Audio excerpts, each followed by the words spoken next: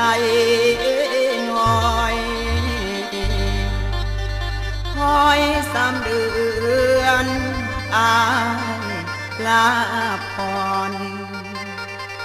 ละยามอายจากแม่งามงอนอย่าลอยหลอนมีผู้สอนเห็นใจอายเบาทางละน้องผู้คอยอยู่บ้านเด้ออยู่บ้านให้มันส่งจอมอละอายเป็นสาวมีพันธะต้องซอยเป็นกำแพง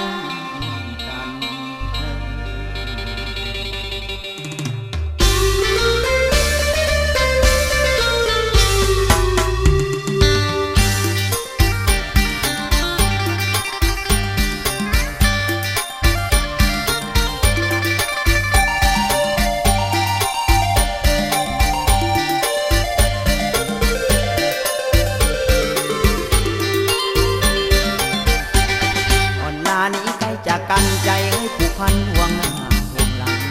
เที่ยวสั่งนางที่ฮักน้องอย่างอ้อยเงาน้องอยู่บ้านอายไปป่าดงภูเขาปกป้องถิ่นฐานบ้านเฮาบ่ดนนกเต่าจะวนคืนบ้านนาบ้านเมืองเป็นเรื่องที่คนต้องห่วงตอนนี้สวงถูกอายไปประจำการน้องจงสุขีเบิกบานบ่ดนดอกนับตะวันไอจากกลับบ้านมาหอมแก้มเบาๆมีนิทานเรื่องเก่าและจะเล่าให้ฟังแต่บางล่างยังมีลักษณะสีทนเพื่อนนั้นเป็นกษัตริย์ปกป้องประชามวลชนก็ยังเสียงไฟพระจนออกสู่สนามสู้สงคราม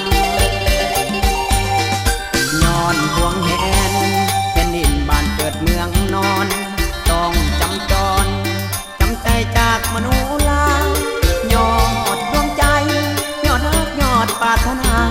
สุดห่วงเหลือพลนาและศาสตร์ภาษาอย่างเงียบ